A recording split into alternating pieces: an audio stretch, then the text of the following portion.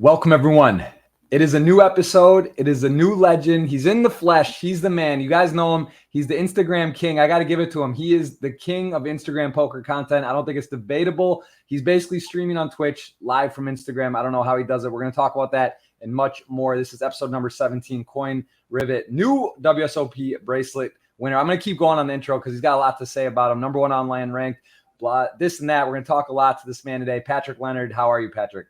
Good to be here. Good to be here.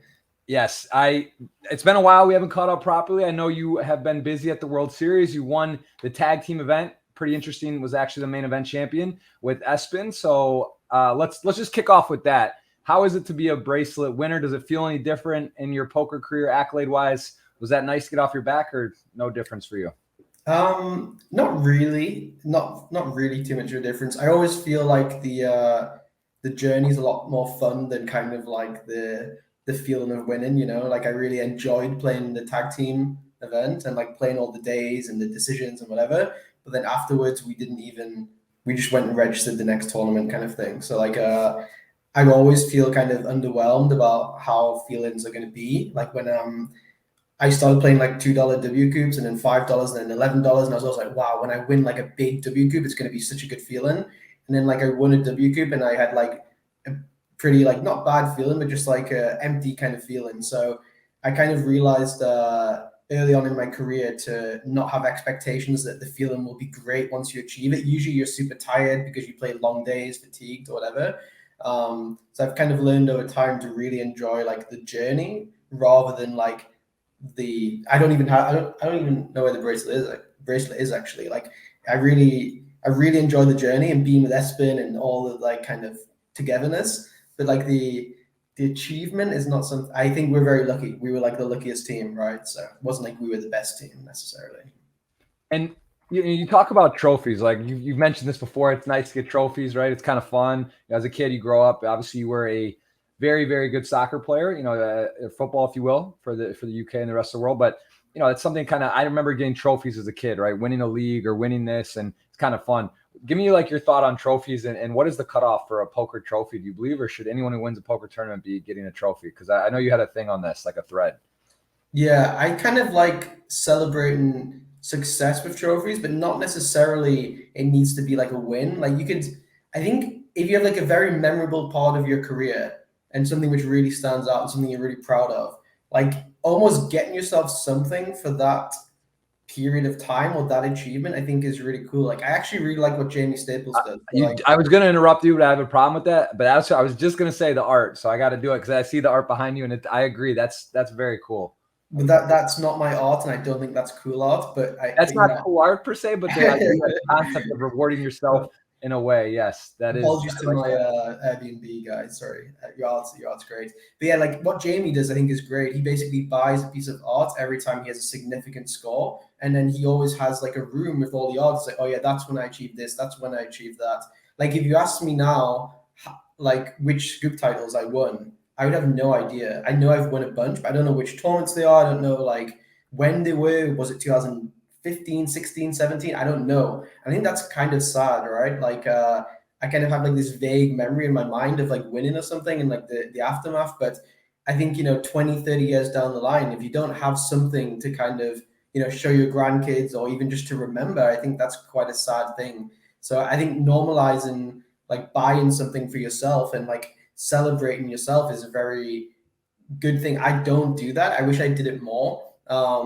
Some people buy like watches, like when they win a tournament, they may buy a watch and people think that's like flashy or whatever, but like a watch is something you don't lose it. It's always going to be around. It's something you can see, like it's something which, you can give to somebody else as well, which is a good thing. So I really think it's great. Trophies, success, that kind of stuff is great.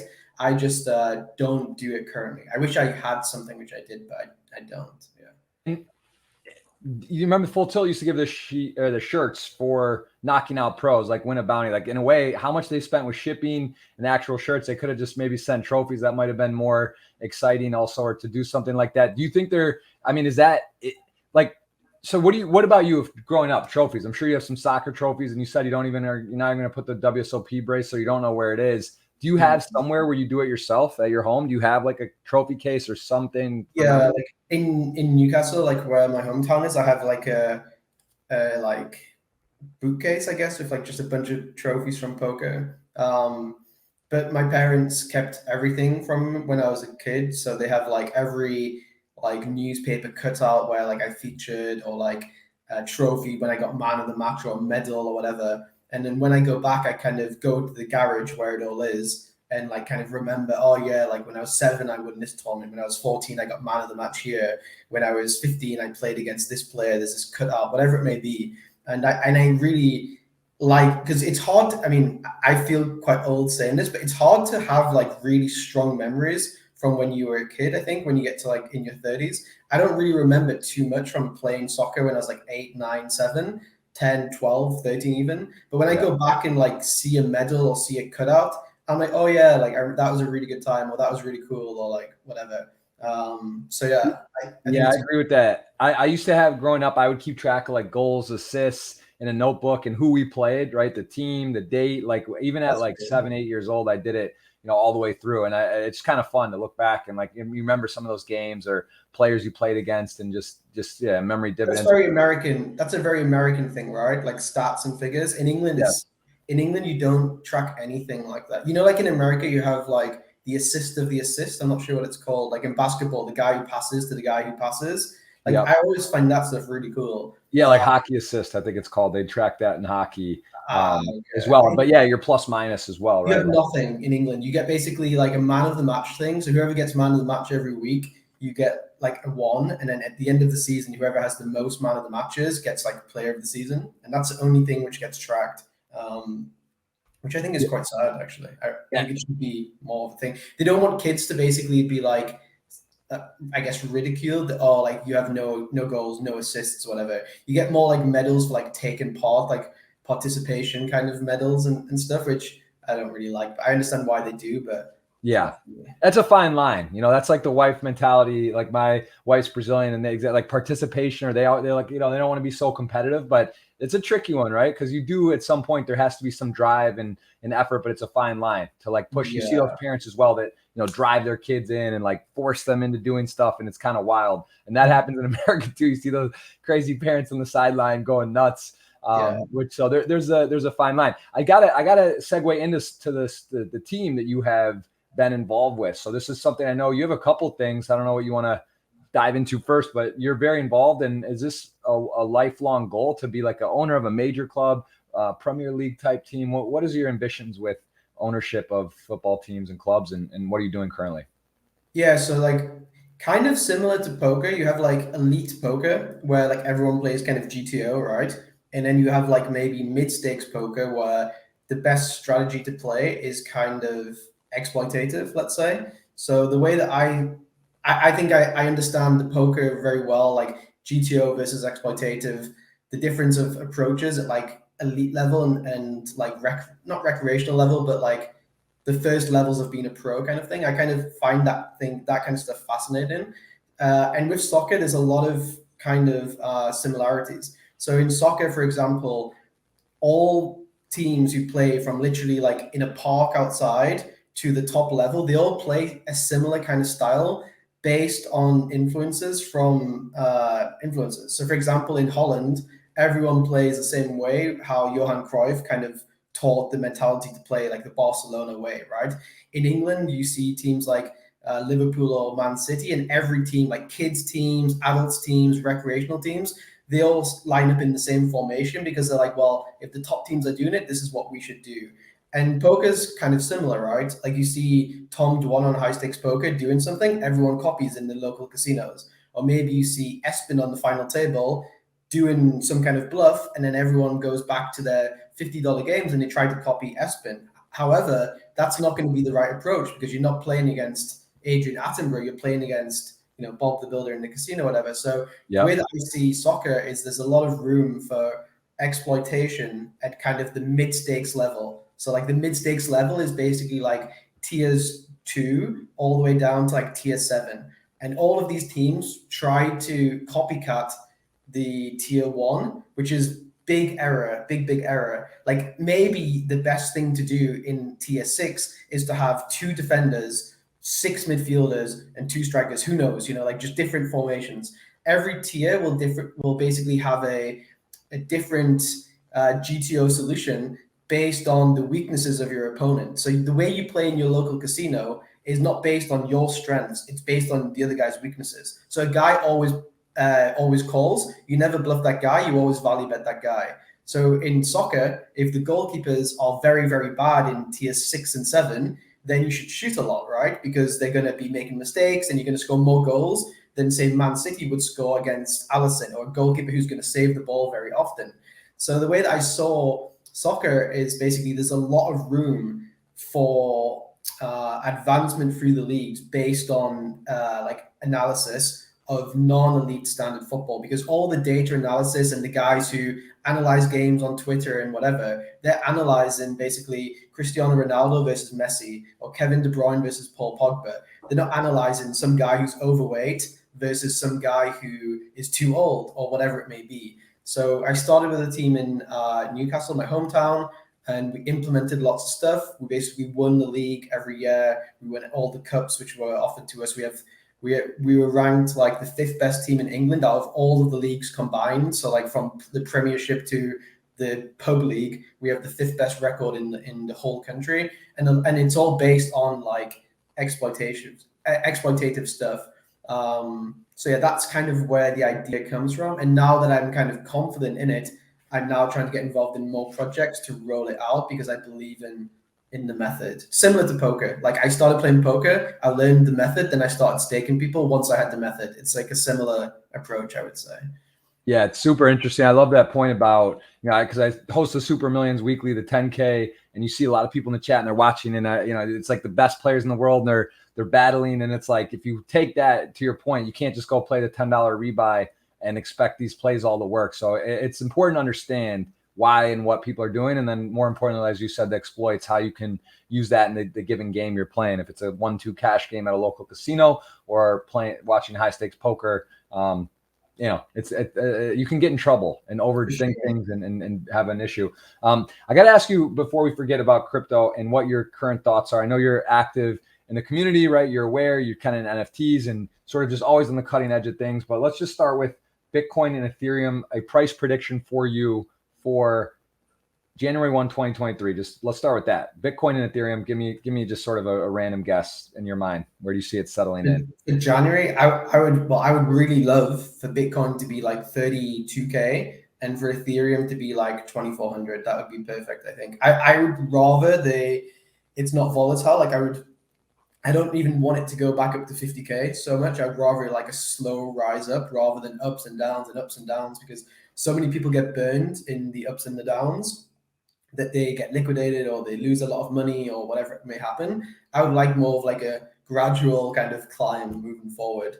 And still 30K would still be a 50% increase, which is insane. So like, even if it was like 2,600 and like 1,900, that would be great. But I would love to beat the resistance of the 30K and the 2K mark and start next year, like climbing up towards, 40 and 50K, beating the resistance point. So yeah. I like that. Yeah, the 100K and the 8K guesses are sort of out of the question, it seems, at the moment as the years progressed. And again, you're number 17 on the coin Rivet. We like to make a prediction, but things are getting a little tighter, and sort of the reality of Bitcoin sort of running away and never looking back it's crazy because it's reset like 80%. It's drawn back, I think 7 times or 6 times. I mean, pretty scary. And I don't know if that'll always be the case. Let's say 10 years from now, if it ever does hit 500K or $1 million, it's kind of crazy if you think about it, that if it keeps doing these 80% patterns. A lot of room though to make money and margin and do spots, right? And kind of get in, get out, but it's a dangerous game. I don't do any of that.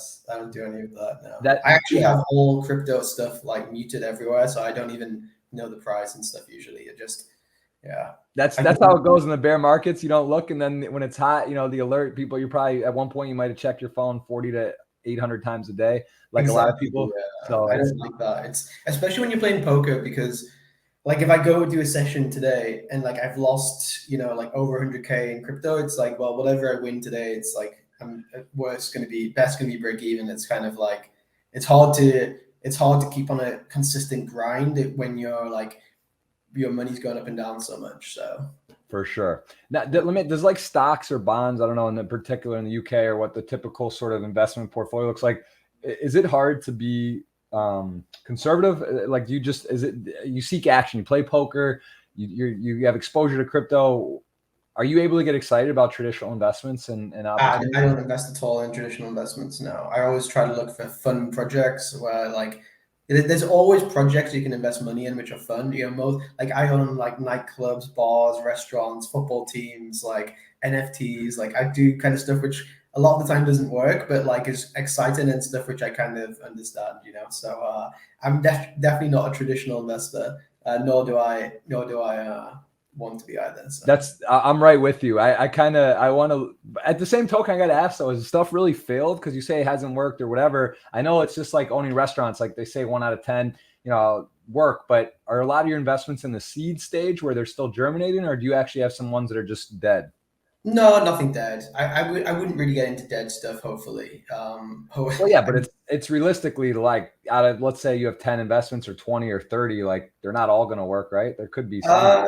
No, but I think you can. I mean, again, like in most industries, people are very incompetent, right? So, like, if you go to every time I go to a hotel, I'm always like, wow, this hotel is like, how can they be so incompetent, right? Or like, I go to a restaurant, I'm like, how don't they have this, or how don't they have that, or like, I go to wherever a bar, or like I just whatever an ice cream van, whatever it may be. I always just feel like people are pretty incompetent at everything, not like people just like I feel like all industries are not performing at like maximum, right? So like Inefficiencies. You see a lot of inefficiencies in spots. everywhere in poker, like soccer, like just anything in life. Like if you go and look at anything, even like even yourself and myself, right? Like 1 year ago we were worse poker player than now, right? So there's always like room for improvement in everything, and every industry usually just has like huge gaping, like holes where they're just like not doing great. And usually it's because it's ran by people of like previous generations. So like soccer teams, for example,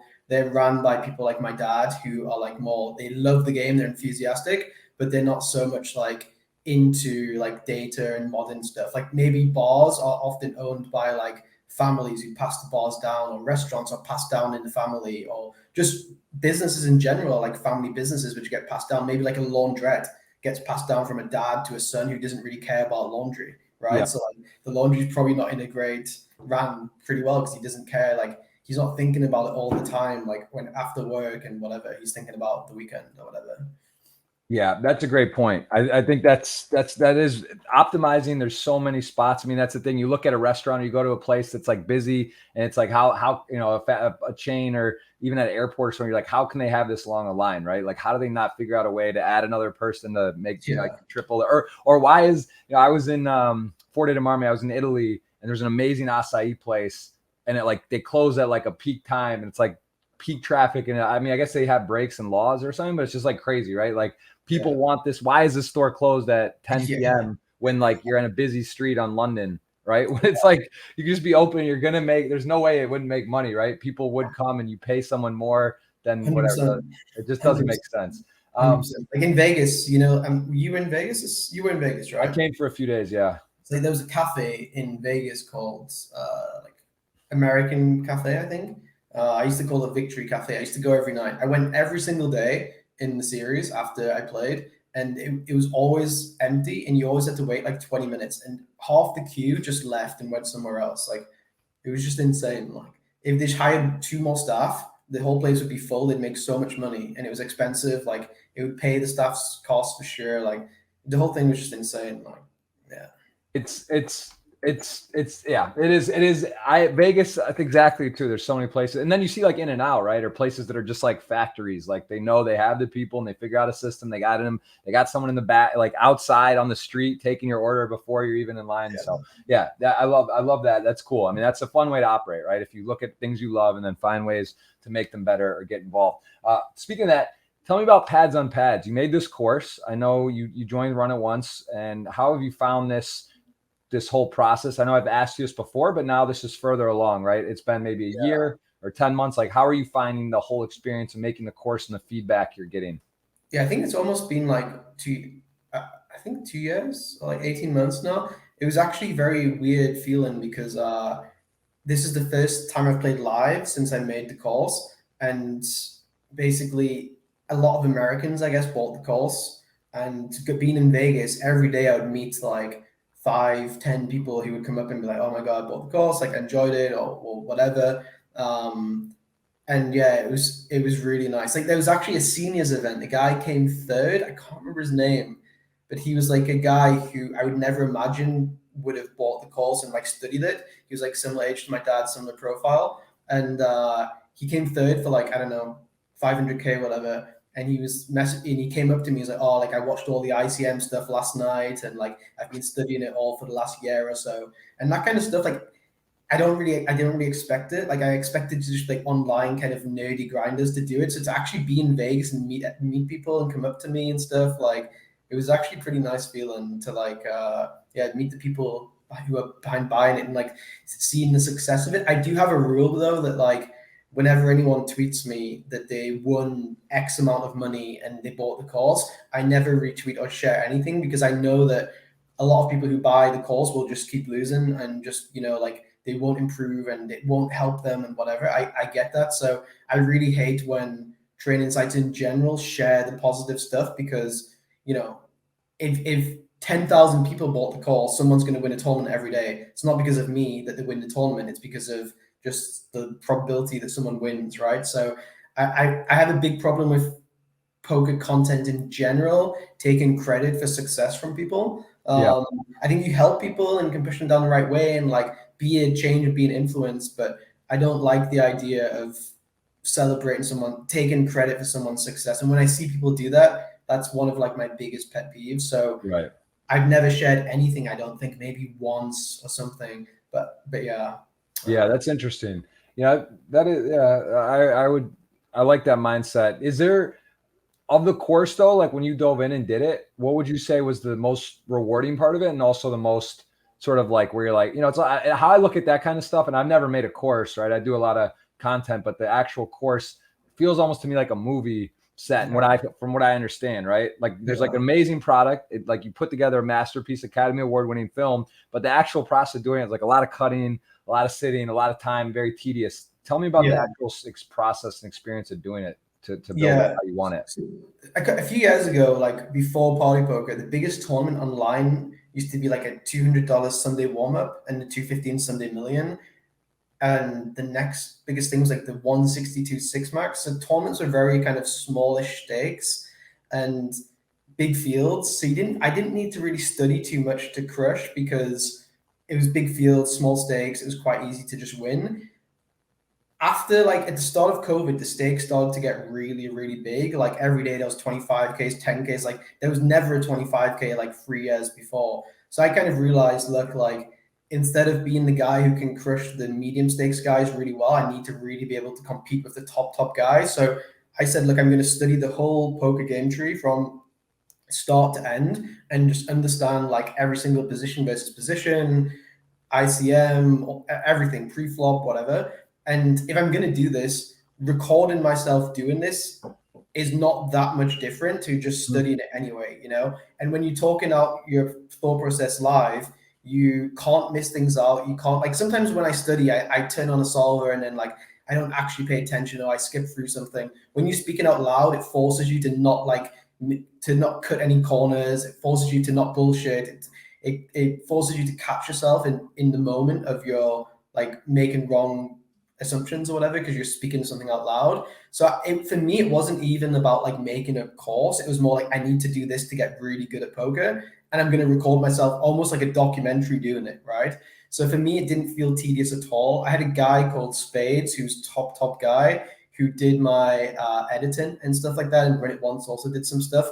I would basically just study poker, talk about it out loud, record the screen, and then send that to a guy, and then he would just like put the borders on it and whatever else it would take. So for me, it wasn't tedious at all, and I made a lot more money improving my game than I did kind of like selling the course, I would say. And that's why I never like do marketing stuff or like there's no like affiliates, there's no like I don't reshare wins, I don't try to take credit or anything like this. It's just like an extra bonus. Yeah. And people seem to. I think the way it's done well is through word of mouth. So a lot of people who buy it message me say, "Oh, I've been told this is the best course. I've been told this is a good course or whatever," and then they buy it. So for me, if it's successful because of word of mouth marketing, then for me that makes me a lot happier than if I have like a slot streamer sharing it to their slots audience or something. You know, I like that poker players are saying it's a good course. And Yeah, that's amazing. Speaking of the content, how is this Instagram progressing? Can I get behind the scenes? Am I allowed to ask you this? How do you actually do that? Because you're like doing Instagram content while playing. I don't know what looks like 12 to 20 tables or something. And like, is that mid? Like, are you doing?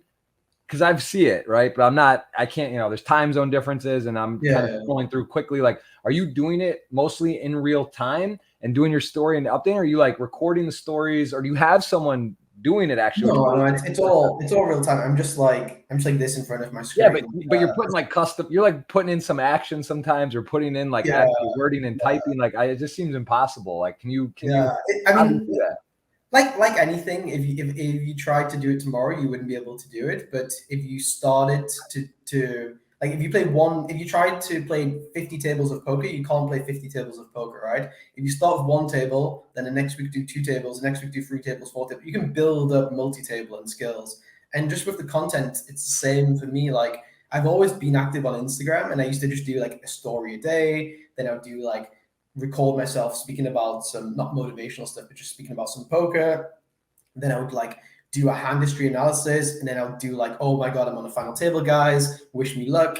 Then I'd be like, okay, I've got this hand on the final table. What do you think I should do? Then I would be like, oh, I have this hand, but I also have this hand, and then this, and then like I just built it up, like trained it up through like just trying to do more and more and more. And now I can basically just play 30 tables and record it all and just do it. Like, I time out here, I time out there, but like it's fine. I enjoy it too. It's fun, like people kind of like it, I think, because it's like it is live. It's not pre-recorded. It's not scripted. It's just like it's like mostly pain, because tournaments are fucking painful. So it's like, it's me just having pain, and then like maybe a big bluff, and I'm like fist pumping or standing up or shouting or whatever. And that's kind of like how people are at home, I think, like they're like swearing when some guy gets lucky against them when he makes a bad call. They're happy shouting come on when they get a bluff through. When they win a big all in, they're like doing whatever, like, I don't know, picking their dog up, whatever it may be. I'm just like the same as everyone else at home who's watching, and it's maybe like relatable because they do the same thing, like. And I think people feel stupid in poker when they show emotion, because we're told by like commentators and coaches that you need to be like zen and like meditate. When Espen was in that 20-minute hand, he was meditating, and like you need to be very calm and zen and all that kind of stuff. When in reality, people are not like that. Humans have emotion. And when you're being told by everyone, be calm, be focused, and you're not, you kind of feel like imposter syndrome. Like, wow, like all these guys are so professional and I'm like a degenerate shouting at my screen. When in reality, everyone shouts at their screen, right? So when they see that I'm playing like the highest stakes and also screaming and shouting and like happy and sad and emotional, they kind of think, oh wow, like people are actually doing that, which I think is good. Because most people, when they do social media, they're trying to portray the best version of themselves, like, oh, I'm this high stakes guy who's so like doesn't care and like he's all about the process. When in reality, no one is like that, like. So yeah.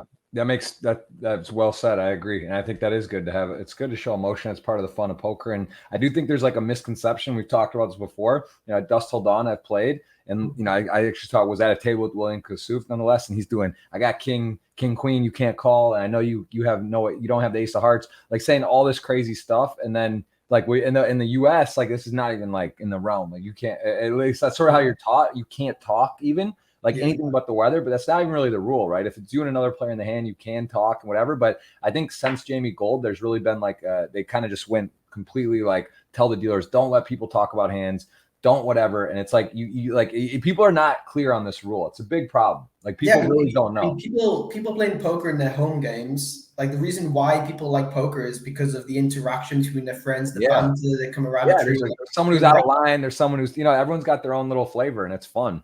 Like, for sure. Yeah. I talk a lot. Like I like that whole stuff for sure. Yeah. The Mediterranean poker party. Are you going Cyprus? Are you playing some of this? And why have we not seen you yet dominating and firing these Triton and stuff? Is this on your radar? You now are Bracelet. You're the #1 online player, like ranked of all time, or #1 currently, or what? You've done all these things, right? Are you going to be diving in? Will we see you in some of these higher stakes tournaments, or at this particular series at the Mediterranean Poker Party? No, I mean, I think in anything to be successful in anything, you need to make big sacrifices. So, like Cristiano Ronaldo has a fucking 6-pack, but he doesn't probably go to nightclubs. So he probably doesn't eat the food he likes to eat, right? So he makes that sacrifices. I'm sure he would love to eat the food. I'm sure he'd love to go to the nightclubs, but he can't do it, right? So for me, I think you can't be like the best online player in the world and the best live player in the world. You need to make a sacrifice one way or the other. So like Stephen Chidwick, for example, I really liked how he kind of sacrificed the online realm and just made himself the best live poker player in the world, spending the time when others would be playing online to like get better and to focus and to be doing meditation or to be like studying live stuff.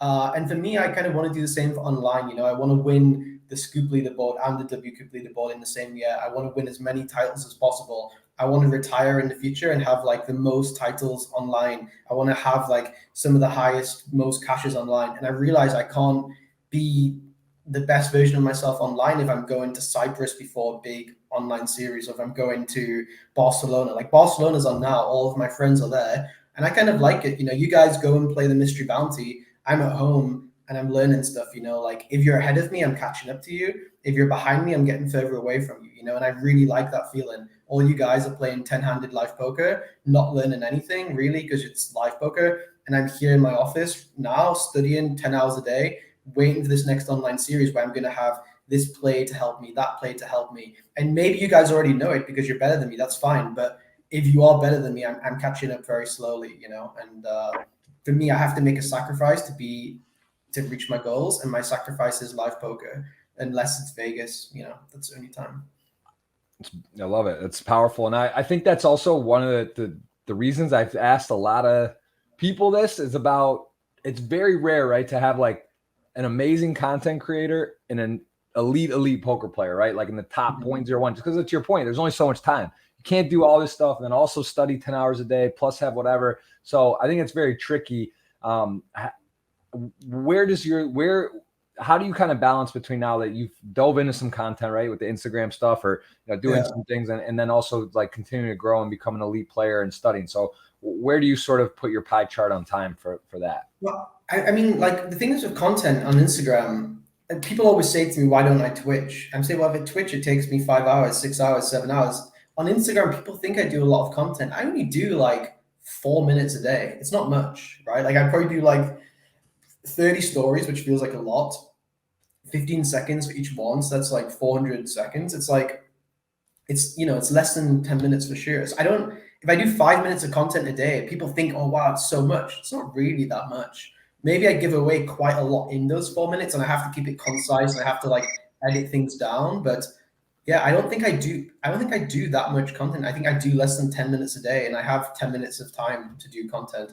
I don't want to do Twitch for the exact reason that I want to focus when I'm playing and whatever, and not do too much content and not give too much. I don't want people to see my hand every single time, right? So, if I do one interesting hand a day and break it down, that's fine. I'm not giving away that much off that, I don't think. I agree with that. The only thing I would say on Twitch, because considering you do so much on Instagram, right, you could in theory stream on Twitch, show like if you have 20 tables, right, you can like flick around and not show certain hands, or leave it on one table, right, like one table only, and then maybe flick to a spot or a hand or something. But to your point, there's a lot that goes into that, right? It's also like, you're traveling, you got to bring your setup. It takes time. You got to have this, you got to prepare before, do stuff after you stream, whatever. And then, so exactly. It's not, I've had a lot, it's different. It's a completely different deal. Not to mention that streaming takes away a lot of focus. Like I think I've asked you before, I'm curious what you think, or if that's changed, how many tables it would be. Streaming on Twitch is like adding how many tables do you think to your regular thing? If you're talking out loud and having to switch between each one, I would say it probably adds like 6 tables. Yeah. So that's pretty crazy, right? So it's like all of a sudden you should really be, if you stream, maybe stream max 4 or like 2, unless you're superhuman. And then even then It's like I actually, if I could do anything in my poker career differently over the last like 5 years, I think I would have gone more the Somerville model, right? And like streamed one table or maybe two. Like I seem to always have my best success when I've streamed 2 tables or one. I just like seem to do well, like whatever. And then there's times where a lot of times I'll stream and I'll have 6 or 8 coin and it's like nothing happens. I feel like I play bad. I'm like, oh, I'm running bad, but really I'm probably just playing terrible. And I just don't, that is something I wish I could do again. I probably would have saved a lot of money, right, in terms of EV, and also had better, even more concise, clear streams. So like that is, I think, a big mistake. And it's hard though, right? Because if on Sunday you're like, oh, there's a 1K and 500 and 500K guarantee and whatever, and how do I not play everything? But then because you think it's short term rather than long term. You're trying to like make this one session the best session rather than long term of making the best. Yeah. I mean, I look at like my 3 or 4 biggest scores, and it was like I happen to have like 1 table going basically, like because it was like my last reg thing and it went well, or I had 2. So I like, it would be very interesting to see that, like a streamer's study on results and like tables played, and also where the good results come from, like at what point they started. I think it's super interesting. But listen, Patrick, I want to close with this. You won a bracelet, right? I want to just quickly talk about that, what that meant and how that came up. Because that's what I was thinking was your boy, like childhood friend. I knew he was with Run It once as well, but this came about kind of late and you hadn't even really met or known him. Is that true? When you guys we went for dinner like a few weeks earlier. He'd had a very tough time with crypto, and his bankroll had changed a lot. He speaks about this openly. And we met for dinner, like spoke through things like maybe how he should approach the series, like playing 25Ks versus playing 500s, just like spoke about strategy, whatever. And I had very good energy from him. So I was basically rooting for him through the series every day, like asking him how he was doing, following his stories. He was following my stories, and we were like being very supportive towards each other. So we were kind of a natural tag team partnership. We had very good energy. It went very well. We spoke a lot about poker over those 5 days. Afterwards, we'd go and study for hours, all that kind of stuff. And we got on very well. So when he got to the final 3 tables of the 10K, I had a piece, but I was really wanting him to win. And I basically took off the rest of the series. I didn't play the 10K 6 max. I didn't play 5K 6 max. Didn't play the 100K. Wow. I wanted to be there for him kind of thing because it was such a big moment for him. And we became very close, like even more close over this main event experience. Because it was a very emotional time for him, I guess. Big swings, every pot's worth like over 500K. So it was very good, great experience for me. One of my favorite experiences in poker, and I've had a lot of good ones, and I didn't win anything myself. So amazing. Well, you technically won something, right? You did win something. Not going on your record books, but it was good. And yeah, he mentioned, he said very openly, I think he had 56% or something roughly, and obviously some people had pieces. 1K is worth 100K. So I think he set up to 7.5% or so. So hopefully you were on the north end of the different piece arrangements, but either way, it's a lot of money and pretty fun. I've had one main event sweat and my player got 6th and I had a nice Cannuli, right? Yeah. Aces all into 10s. That was a pretty big EV pot. Didn't win with aces, but it's fun. It's fun to be there. You feel the energy, and obviously the ROI is like a crazy deal, right? One like crazy story to end with is that I bought 2.5% of S-Pin against my friend. So my friend crossbooked at the start of the tournament. I sold him 8% of Corey Aldermeyer. I'm not sure you know him. Yeah, of course. I had 2.5% of S-Pin and some other guys, and Corey was like chip leader with 100 left, and I was sweating it hard. He was like big, he was winning every pod. He's a really good player. He's got the experience. And I was like, wow, Corey's going to lose me 800K here. And then he busted, and S-Pin short stack just started getting bigger and bigger. And my friend went from being like super happy to getting more and more tilted every day. That's crazy. The start of a tournament that they could be final 100 like chip leaders at different times and one actually wins. That is a wild deal. The lesson at home, don't think that little crossbooks can't get flagrant. It's like playing that game like in between where you play and everyone's posting, it's funny and whatever, and then it gets real serious real fast. Serious real fast. Yeah. That's a crazy story. Well, sorry to your friend. Congrats to you. And epic summer, man. Well deserved. I know one of the hardest working men in the game and provides a lot for the community as well. So Patrick, Leonard, thank you very much. This is podcast number 17 for Coin Rivet. We got more big guests coming. Espen actually has been a guest on the Coin Rivet podcast. So you guys can check that episode out as well. And appreciate the time, Patrick. Look forward to catching up and more investing with you, hopefully in some future projects and owning one day. Maybe we'll own a Premier League team. I got, or a part of one, right? I think that's in the cards. I like our chances. All right. Cheers, bro. Thank you.